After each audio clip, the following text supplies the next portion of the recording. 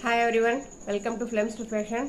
So இன்றைக்கும் என் லைஃப்பில் நான் சம்பவங்களை பற்றி பேச தான் வந்திருக்கிறேன். என்ன அப்படின்னாக்கா, ஆல்ரெடி நான் சொல்லியிருக்கிறேன் 2 வருஷம் நான் வெளியில் வரல. அப்புறம் நான் வெளியில் வர வேண்டிய அவசியமாக இருந்துச்சு. அதுக்கப்புறம் நான் படித்தேன், எக்ஸாம் டெட் எக்ஸாம் எழுதினேன். ஃபஸ்ட்டு அட்டம்ல டெட் எக்ஸாம் பாஸ் பண்ணிவிட்டேன். எனக்கு போஸ்டிங், டீச்சர் போஸ்டிங் எனக்கு கிடச்சிருச்சு.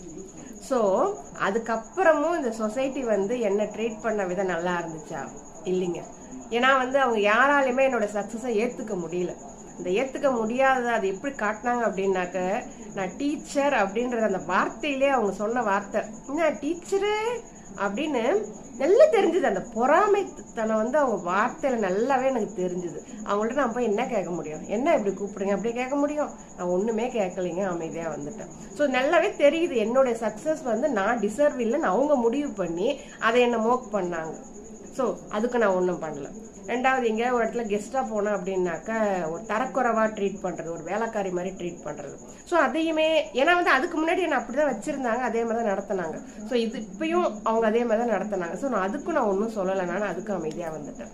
அதே மாதிரி அவங்க சில கேள்விகள், தப்பான கேள்விகள் கேட்டுட்டு நான் தைரியமாக பதில் சொல்ல போனேன் அப்படின்னாக்கா, என் வாய்ஸ் அவங்களால அக்செப்ட் பண்ண முடியாமல் நான் சொன்ன பதிலை வச்சு என்ன திருப்புறது.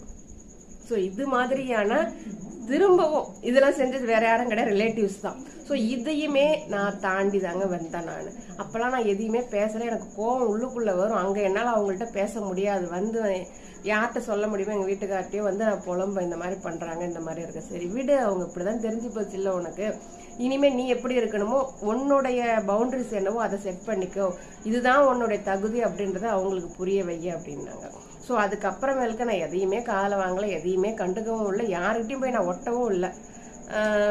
இப்படி நான் பண்ணுறதுனால அவங்க ஏதாச்சும் மனசு வருத்தப்படுவாங்க அப்படின்னு ஃபஸ்ட்டு நான் நினச்சேன்.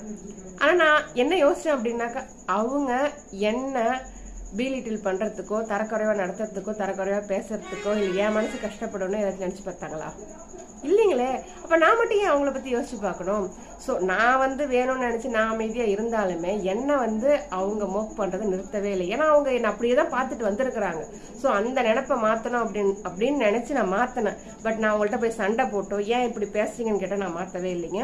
உண்மையிலே என்னுடைய லைஃப், என்னுடைய பர்சனல் க்ரோத் எந்த அளவுக்கு முன்னேற்றிக்க முடியுமோ, என்னோடய ஸ்டேட்டஸை எந்த அளவுக்கு முன்னேற்றிக்க முடியுமோ, இன்னைக்கு நான் இப்படி இருக்கிறேன், இந்த இதெல்லாம் நான் பண்ணுறேன் அப்படின்றது இன்னும் அவங்களுக்குள்ள ஒரு இதுவாக இருக்குது. பட் அவங்களால எதுவுமே வெளியில கேட்க முடியல. இப்போ என்னை பார்த்து பழையபடி என்னை ட்ரீட் பண்ண அவங்களால முடியாது.